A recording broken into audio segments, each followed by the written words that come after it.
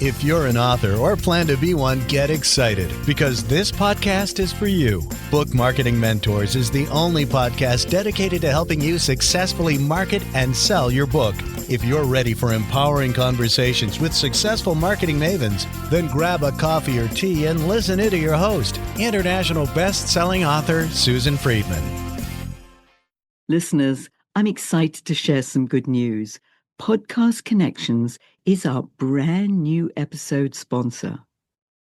If you feel your book deserves more reach but visibility hasn't come easily, podcast guesting can open the right doors. The team at Podcast Connections gets you in front of the audiences who need your message and your expertise. If podcast guesting is something you're interested in, please contact them at podcastconnections.co and tell them you heard about them on the Book Marketing Mentors podcast. And now, let's get on with the show. Welcome to Book Marketing Mentors, the weekly podcast where you learn proven strategies, tools, ideas, and tips from the masters. Every week, I introduce you to a marketing master who will share their expertise to help you market and sell more books. Today, my special guest is proving that age doesn't define expertise and that storytelling can take many forms. Kailey Holbrook is an award-winning filmmaker and author currently studying film and television production at the University of Southern California. She's produced 20 short films, earned 13 awards across national film festivals, and written her debut novel, Return of the Keepers. She's a college sophomore and is already building a body of work most creators spend decades chasing. Kailey, it is such a pleasure to welcome you to the show, and thank you for being this week's guest expert and mentor. Thank you so much for having me. Kailey, you and I met about 2 years ago when you asked if Aviva Publishing would publish your debut novel, which you wanted to submit with your college application. And even though we don't normally publish fiction, I was so impressed with your project, especially as the novel was over 500 pages. That just blew my mind. How did publishing your novel affect your college applications? I think it defined my college applications. I was applying to the film and television production program at 8 different universities. I think 6 of them were the top 6 film universities in total. So I had to become the best storyteller I could on paper. And at the time, I was working on my manuscript that I had fallen in love with, but I didn't really know if I had the potential to really take it forward. And for the college applications, I decided if I could call myself an author and if I could present this piece of work as my ultimate current storytelling project, it would just redefine everything about me. So I could give myself not only the title of author, but the title of the storyteller who's committed to her work. So I could go in with that just immediate punchline. It really is. I mean, calling yourself an author at a young age is definitely a lot, but for college applications, it was, I think, the best thing I could have done. I also think it's the reason I got into a lot of the universities I applied to. USC is one of the top film universities of all time. I consider it the best university, but that's a little biased on my end. But I almost want to say, I think if I didn't publish the novel or didn't lead with it as much, I don't know where I would be standing today. And I feel so proud of you. I sort of feel like the mother hen. I know you've already got one, but you've got one on the other side of the world here. So I love that. Yes, it got you in where you wanted, and I'm sure it sort of impressed the heck out of the committees who interviewed you. Did anybody actually read it? Just as a matter of interest. I have some wonderfully supportive teachers at USC. My film teacher just bought my novel, actually. We're meeting up for me to sign it later. But honestly, I think the most that's come from the book as well is because it's very long to ask someone to read it, or even people who buy it are like, wow, that is a very long novel. And I do understand that. But having people who can see how much work it took to get there and be supportive and buying it and congratulating me. And that's really where the support comes from. The readers are the people who come for the story, but I think people who come and try to support me are more there for to acknowledge the effort that it took to put that book where it is today. It certainly took a lot of effort. In fact, how long did it take you to write it? It took me 2 years to write. I started writing when I was in sophomore year of high school, which is, wow, that must be 4 years ago now. I started writing it during my summer break. I was a pretty hyperactive kid, and over summer, I just had all these writing projects, and I had this one story in mind, which was the novel. And I just decided to start writing. And I said, I'm just going to go as far as I can. I have an outline, I have characters and a plot and everything I need to start. So I'll just do it. And I had hours and hours of the day, and sophomore year of high school isn't very too intimidating of a task. So I was like, okay, I'll just keep going. And then I got to the end and I finished the final chapter. And it was only when I wrote the last word I realized I just finished my first manuscript in its entirety. It took me, I think, 2 months to do that. I was incredibly fast. And then it took me about a year to fix everything because I was a little too fast with everything I was writing, going back and editing and refining and re-looking at characters. And the thing about being a young author as well is you sort of grow with your project. So in 2 years, I changed personally a lot. My style of writing changed, my identity changed. And because of that, every time I was editing the book, it was almost adding layers of everything I was learning from life. The characters felt a little bit more mature by the end. The plot had more enrichness to it because I was exploring more and learning more about English and writing. Over the 2 years, it really got refined to the point. And then with Aviva and with your help, I was able to get it published. Great. Just makes my heart go, oh. One of the things that you did, you continue to do, is create content around your publishing journey, and to the point that you publish on social media regularly. You've built a following and you've become an influencer in your environment. What motivated you to start creating this content around your publishing journey? Well, I knew as soon as signing up with Aviva as well, the biggest challenge I had to overcome was marketing. And I sort of stepped back and I started thinking, the first thought I had was, okay, who is my audience? And I realized that my novel had always been written with the intention of being for young adults or people my age, maybe a little younger, around high school and college years. And, although anyone can really read it, I knew that was the target market I wanted to hit. And I thought about where I could find people like that because it's tricky. Marketing can take so many different forms, especially for books. The other day, I saw a television commercial that was just about a new novel that came out, and which I had actually never seen before. But there's so many innovative ways. But I knew my audience would be located on TikTok and Instagram and YouTube Shorts and Reels. And I figured that I might as well start there.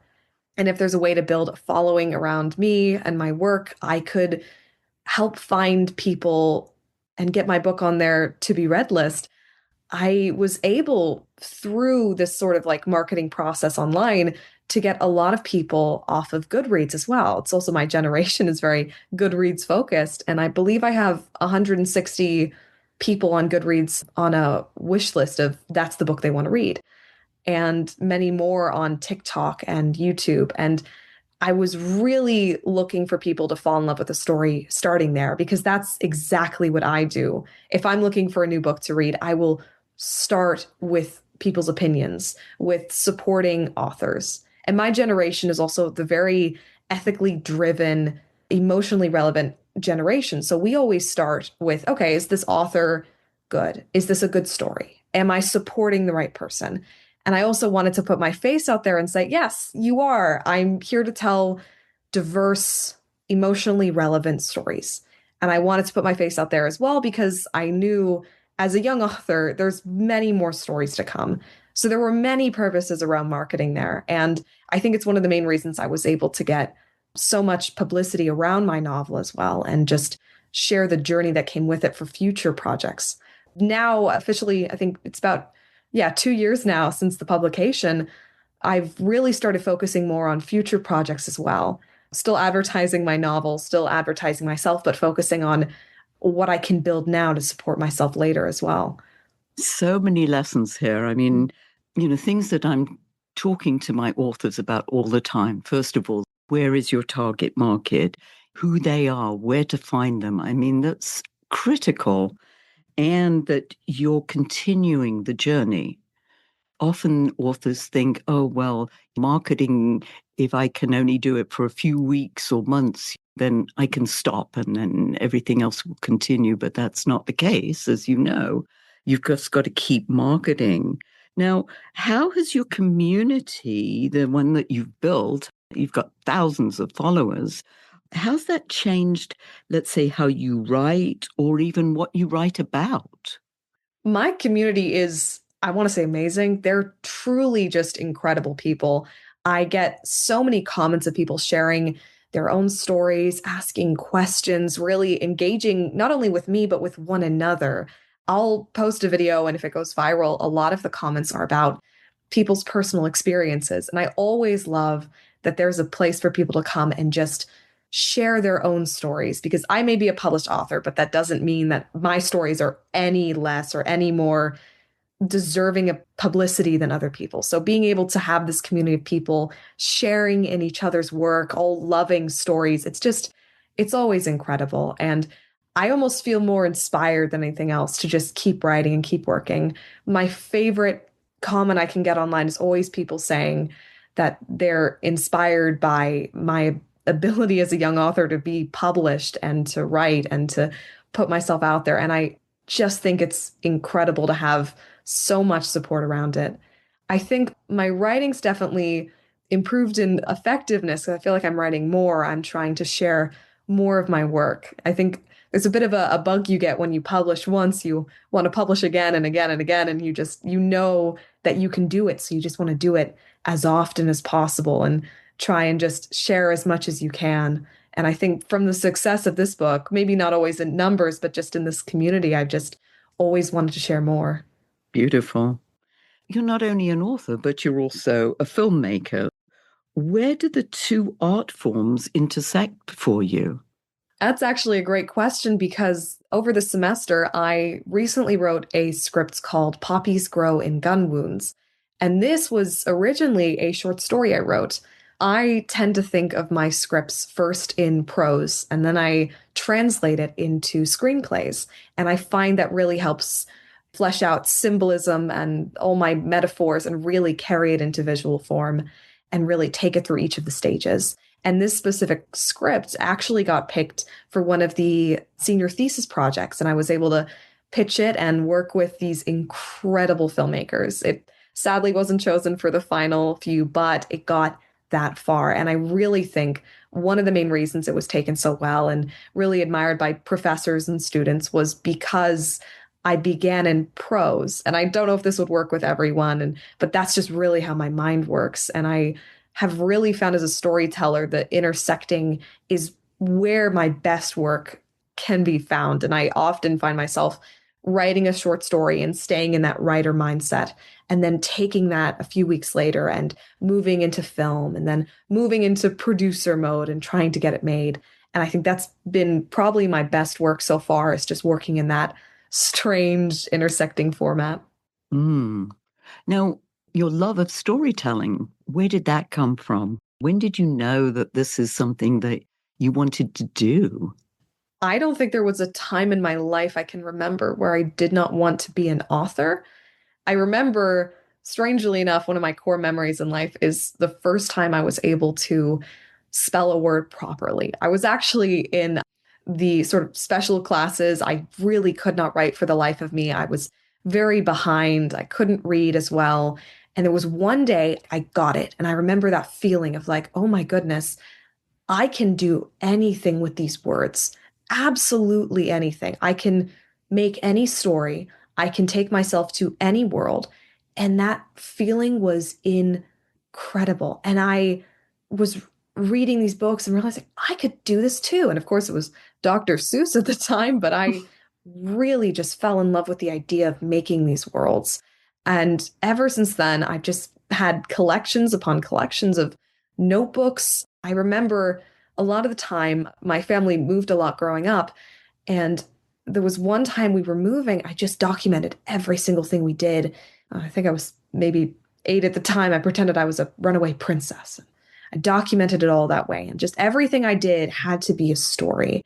And then eventually I really fell in love with visuals. And that really took me into the film world. But I've never really stopped loving writing and stopped loving the idea of being an author. So it really just, it's always been a part of my life. Well, this is all mesmerizing. It really is. I just love that. I love the idea of being this, runaway princess. That's beautiful. I need to So, dig up those notebooks. yes, one thing that comes up very often with my authors, and that is they have this book, but they think that it's film worthy and they want to either write a screenplay or have somebody help them with that. Talk to us a bit about that process of taking a novel or some aspect, even a documentary, let's say. How would they even go about this? I think translating from prose to film or nonfiction to film, it is definitely a daunting task because the two different forms mean that you're saying two different forms of context. And for me, a lot of times I'm translating short stories. So my short stories have to take two completely different formats every time I translate it over. Though the story in prose may be a little bit more neutral, it may have less conflict. In film, I know it has to have a strong hook at the beginning. It has to have this visual symbolism. It can't have as much emotional inner thoughts. And I think nonfiction, in a similar way as well, getting context out there in film. I always love documentaries that are a little bit more emotionally or personally driven. So using more of that symbolism in visual form and letting people sort of, or your talking heads really rule what is said and what is spoken to the audience through the film. I would love to say more. I think I'm still learning, and I think a lot of people are, but I do know that this translation from literature to film is one of the big trends of modern cinema these days. I think you'll find a lot in film right now are classic novels, they're biographies, they're just stories that were written and so well beloved or so well made that they had to be turned into film. And I think there's a lot of people who say that not every piece of literature should be a film. I almost want to disagree. I know some works are a little bit maybe too complex or could never be as beautifully translated to film, but I think it is one of the best media forms to translate to because it's so well appreciated. Putting anything into film is just so immediately taken well by the audience. Anyone can sit down and watch a film. It's much harder to get people to sit and read literature. So if you have a story or a message that needs to be told, I find that film is such a immediately and universally relevant tool to be used. I think as well this semester I started working on documentaries and works of nonfiction research and articles and translating that into PSAs and strong messages for public. And I found that the words of nonfiction were sometimes harder for people to grasp and harder for people to take as it was in film. And I really do love when that translation can happen. Well, what you just said accounts for why at the moment there's like Wuthering Heights, Pride and Prejudice. Yes. They're redoing all of these, both for the screen and for television.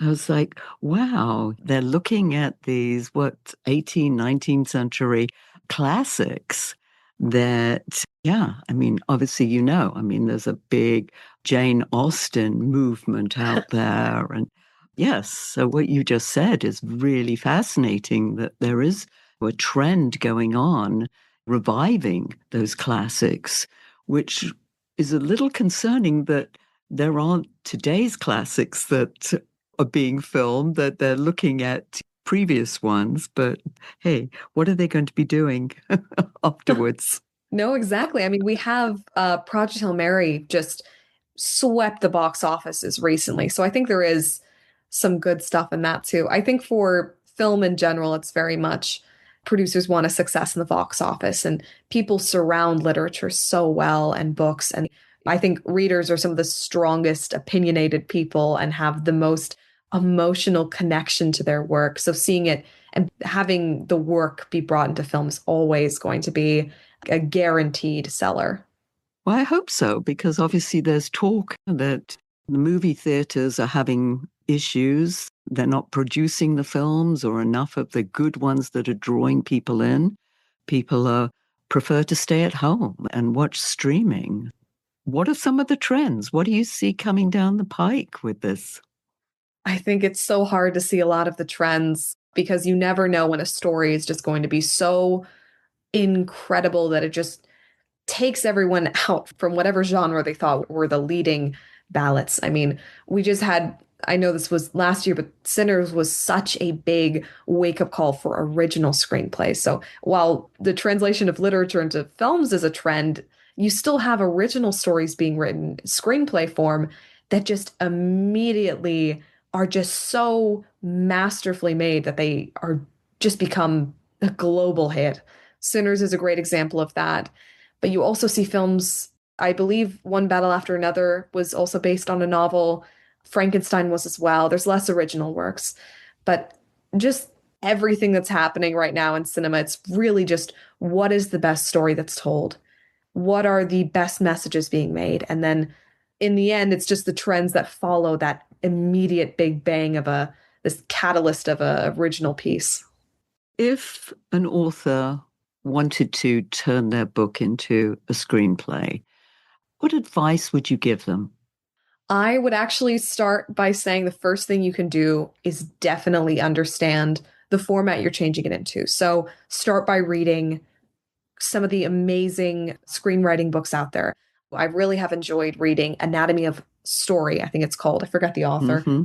It's such a brilliant screenwriting 101. It takes you through story arcs and everything and why a lot of them don't read well in cinema. It's very interesting, and you can really intersect between writing nonfiction or fiction and writing a screenplay. But I think number one would just be understanding the research of this and understanding the form, definitely practicing with other works before if they're first time screenwriters, just seeing what their voice will be and what their best techniques would be. Because if they have this story they want to tell, it's going to be written with such emotional intensity. The only thing that can hold you back is misunderstanding the form. I would start there, and then translating to screenplay, of course, you have to be patient with yourself.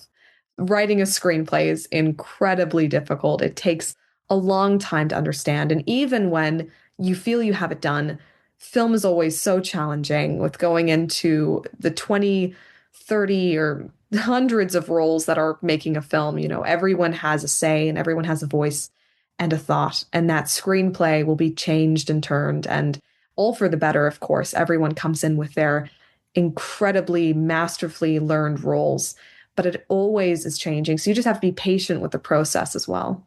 Would you recommend that an author write their own screenplay or find a professional to do it for them?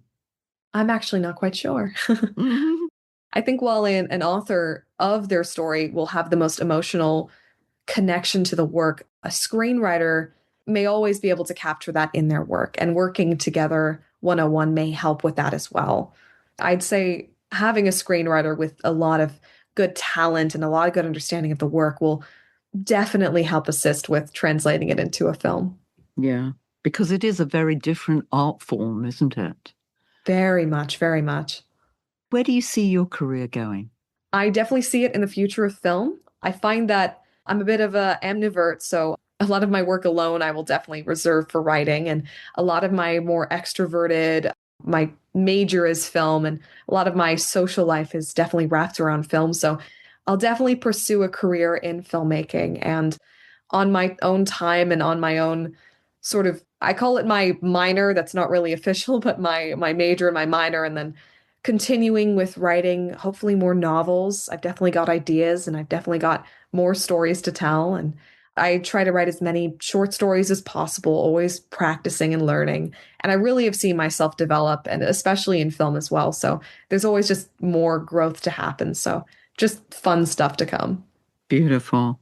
Kylie, as you know, I always ask our guests to share how our listeners can contact you if they'd like to learn more. I mean, you were so fascinating and such a role model for so many people. How can they do that? They can contact me by going on any of my social media platforms. All of them should have the ability to contact me. I think probably the best way would be through Instagram or TikTok and just DMing me. I'm always available by just Googling my name. You should be able to find my contact information or my social platforms. Just reaching out and sharing whatever you need. I'm always here to listen. Fabulous. And I've got your social contacts, and definitely I'll put those in the show notes for you so it'll make it easier for people and they've got all the information they need. And as you know, too, I always like to have our guests leave our listeners with a golden nugget, their words of wisdom. What are yours? I think my word of wisdom at the end of this would just be I'm a young author. My process in writing has changed a lot. But if there's one thing I've learned from trying to learn as much as possible about writing and trying to practice as much as possible, it's that the writing process, fiction, nonfiction, screenwriting, is so incredibly personal and so incredibly flexible. As you change and as you grow, your writing process will change and your storytelling will grow. And I really found that a lot of my development hasn't really matched other writers. And I've found that techniques I've been told will revolutionize my work haven't in the same way that others have. And so it's always good to just lead with yourself and always remember that your writing process is not finite. It's always going to change with you, and it's always going to change with everything you learn. So be open, be flexible, and know that change is good and it'll assist your writing. Oh, I love that. Mm. I think that flexibility, I mean, look how we've had to change over the last 5, 6 years. And the people who've been most flexible, most nimble are the ones who continue to succeed. But sometimes it's hard for people to change. So those words are gold dust. Thank you. And thank you for sharing all this brilliance and your wisdom. And it just blows me away. It really does. And as I said, it just warms my heart just listening to you and knowing that I've just been a tiny seed in your whole plant, and it's still growing and it's got a long way to go, I know. Thank you for sharing all of that. And listeners, if your book isn't selling the way you wanted or expected to, let's jump on a quick call together to brainstorm ways to ramp up those sales, because you've invested a whole lot of time, money, and energy, and it's time you got the return you were hoping for. So go to bookmarketingbrainstorm.com to schedule your free call. And in the meantime, I hope this powerful interview sparks some ideas you can use to sell more books. Until next week, here's wishing you much book and author marketing success.